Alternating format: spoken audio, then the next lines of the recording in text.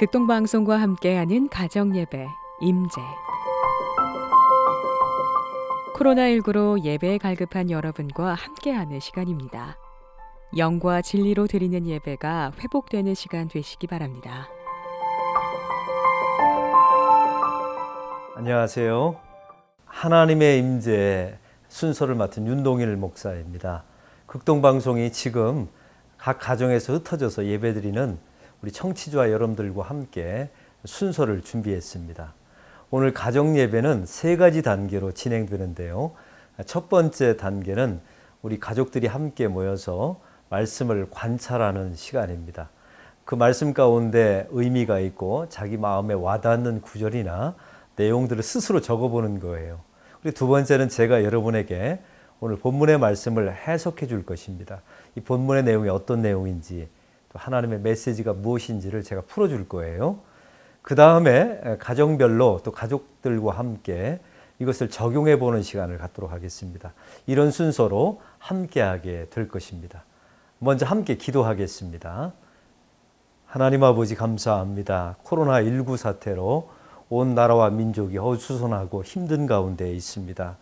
그래서 교회 가고 싶으나 갈 수가 없어서 가정 안에서 예배드리는 많은 하나님의 백성들이 있습니다. 그들과 함께 이 시간 가정 예배를 드리오니 하나님께서 이 예배를 기쁘게 받아 주옵소서. 성령께서 시간과 공간 제약 없이 그 자리에 예배하는 자리에 임재하시고 기름 부어 주시고 은혜를 베풀어 주시옵소서. 예수 그리스도의 이름으로 기도하옵나이다. 아멘.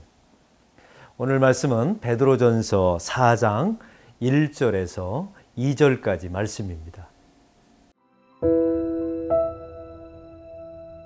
그리스도께서 이미 육체의 고난을 받으셨으니 너희도 같은 마음으로 갑옷을 삼으라. 이는 육체의 고난을 받은 자는 죄를 그쳤음이니 그 후로는 다시 사람의 정욕을 따르지 않고 하나님의 뜻을 따라 육체의 남은 때를 살게 하려 함이라. 베드로전서 4장 1절과 2절 말씀입니다. 오늘 말씀 속에 특별히 여러분의 마음에 와닿는 구절이나 핵심 구절 또 단어가 있다면 스스로 한번 적어보시고 왜 이것이 내 마음에 와닿을까 한번 관찰해보는 시간을 서로 가졌으면 좋겠습니다. 한 1분 정도 시간을 드리겠습니다.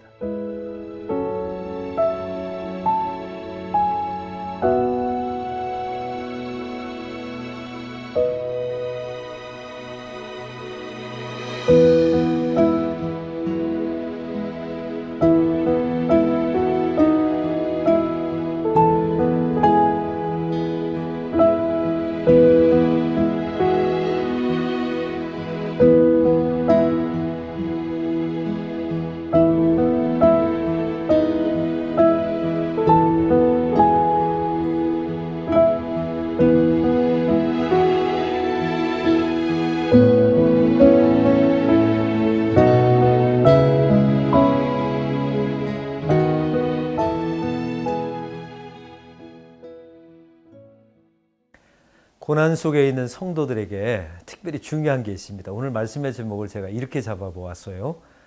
고난 속에 있는 성도에게 가장 중요한 것은 의미와 고난을 대하는 태도입니다. 라고 말씀을 한번 정해보았습니다.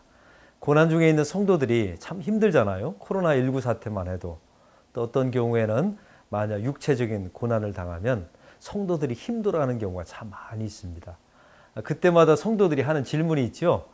몇 가지 질문을 한번 제가 말해볼까요? 이 고난은 도대체 왜 나에게만 있는 것입니까? 라고 묻는 성도들이 있어요. 근데 사실은 나에게만 있는 고난이 아니죠. 우리 주변에 보면 나와 비슷한 고난을 가지고 있는 사람들이 많이 있어요. 그래서 서로 도우고 돕고 또 위로하고 용기 주라고 사실 하나님께서 우리 주변에 나와 비슷한 고통을 당한 사람들을 많이 주셨거든요. 그래서 그 질문은 좀 틀린 것 같아요. 또한 어떤 사람들은 이렇게 말합니다. 이 고난은 누구의 죄 때문입니까? 이렇게 말하는 사람들이 있어요. 성경에 보면 요한복음 9장에 그런 말씀이 있죠. 날 때부터 소경된 자가 있었어요. 그때 제자들이 뭐라고 말합니까? 예수님, 저 사람은 자기 본인의 죄 때문에 저런 날 때부터 소경되었습니까? 아니면 부모의 죄 때문입니까? 라고 물어요. 그때 예수님께서 대답하시죠. 이 사람의 죄도 아니고 부모의 죄도 아니라 하나님께서 하실 일을 나타나기 위함이라. 이렇게 말씀하세요. 이건 누구의 죄 때문이다라는 말씀이 아니라 이런 상황을 통해서도, 이런 고난을 통해서도 하나님께서 충분히 어떤 분이신가 드러낼 수 있다.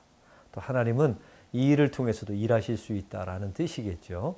그래서 이 두 번째 질문도 별로 합당하지 않은 것 같아요. 또 세 번째 이런 질문을 합니다. 하나님, 도대체 이 고난은 언제까지입니까? 이렇게 묻는 사람들이 있어요. 근데 만약에 한번 생각해 보세요. 이 고난이 12월 24일 날 끝난다라고 말하면 사람들이 무슨 일을 할까요? 24일까지? 아마 그냥 기다릴 거예요. 그래서 하나님은 고난이 끝나는 시간을 알려주지 않습니다. 하나님께서 목적하신 바가 다 이루어질 때까지 하나님께서 그때까지 기다리시는 거죠. 그 대신 성도들은 한 가지, 그 하나님의 때가 있음을 항상 믿고 우리가 최후 승리할 것임을 믿고 그 마지막 때까지 기다리시고 인내하시고 버티셔야 돼요. 그럼 오늘 본문에 보면 가장 중요한 게 있어요. 이것은 참 유익한 질문인데요. 고난당하면 이것이 하나님의 섭리가 무엇일까? 경륜이 무엇일까? 이걸 생각해 보셔야 돼요. 더 쉬운 말로 말해 볼까요? 이 고난의 의미가 무엇일까? 이걸 한번 되새겨 보는 겁니다. 생각해 보고 기도해 보는 거예요. 오늘 본문에 바로 그런 말씀이 나와 있거든요. 오늘 우리가 고난당하는, 이게 베드로전서의 말씀은요, AD 기원 후 63년경에 베드로를 통해서 쓰여진 편지입니다. 하나님의 백성들이, 성도들이 다 고난당했죠. 핍박을 받아요. 그래서 디아스포라가 됩니다. 다 흩어져서 가정 속에서 홀로 또 숨어서 예배드릴 수밖에 없잖아요. 그때 이들에게 위로하기 위해서, 고난당하는 성도들을 위로하기 위해서 이 편지가 쓰여진 거예요. 그때 베드로 사도를 통해서 오늘 말씀에 고난당하고 있는 사람들에게 그 의미를 이렇게 설명합니다. 예수 그리스도와 함께 고난당하는 것이 귀하다. 또 그리스도와 함께 같은 마음으로 고난을 받으라. 오늘 1절에 말씀에 나와 있죠. 우리가 고난당할 때마다 의미가 있어요. 예수님도 고난을 당하셨어요. 그러므로 우리가 예수님을 믿는, 따르는 제자로서 그리스도가 당하는 고난, 예수 믿기 때문에 당하는 고난과 핍박과 조롱이 있죠. 이것을 당하는 것을 지극히 당연하다, 이렇게 생각하셔야 돼요. 어떻게 나에게는 이런 일이 왜, 이렇게 말하지 마시고요. 올 게 왔구나. 우리가 예수 믿기 때문에 이것은 충분히 감내해야 되고 이게 대가 지불이구나. 이런 마음이 굉장히 중요합니다. 그런 사람들만 이 고난을 잘 이겨낼 수 있다는 거예요. 또 오늘 말씀해 보면 죄가 그친지라 이렇게 나와 있어요. 고난을 당하면 참 이상한 게 있어요. 죄가 그쳐져요. 우리가 몸이 아프면 그렇잖아요. 죄 지을 기회가 점점 줄어드는 겁니다. 그리고 우리가 고난당하면 어떤 때는 죄를 회개하기도 하고 절제하기도 하고, 그래서 죄를 지을 기회도 줄어들고 죄를 적게 지어요. 그리고 결국 우리가 마지막 고난이 무엇입니까? 죽음 아니에요. 죽을 때는 결국은 우리가 죄를 못 짓게 되는 거예요. 죄를 안 짓는 게 아니라 아예 못 짓게 되는 거죠. 그래서 죄를 그치는 효과가 있어요. 또 한 가지, 육체의 남은 때를 살라. 오늘 2절의 말씀에 나와 있잖아요. 우리는 고난당할 때 이 고난이 영원할 거라고 생각하지 마세요. 항상 육체의 남은 때까지만 고난당하는 거예요. 우리는 최후 승리할 겁니다.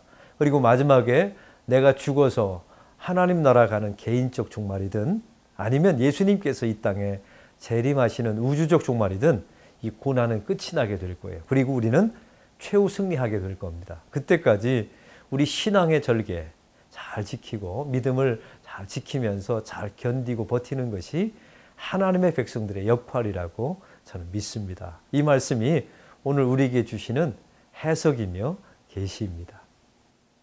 그러면 이 시간에는 이 말씀을 한번 여러분이 좀 적용해 봤으면 좋겠어요. 가족들끼리 한번 가까이 있으면 말씀을 나눠보시고요.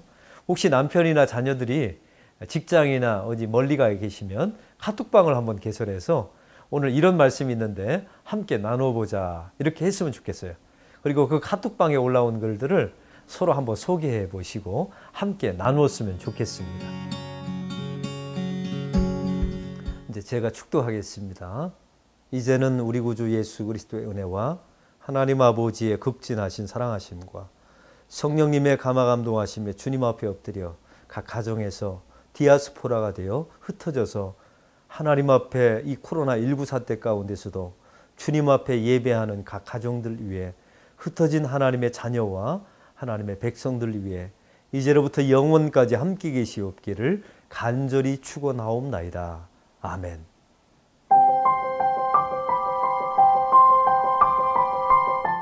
두세 사람이 내 이름으로 모인 곳에는 나도 그들 중에 있느니라. 마태복음 18장 20절 말씀입니다. 극동방송과 함께하는 가정예배 임재였습니다.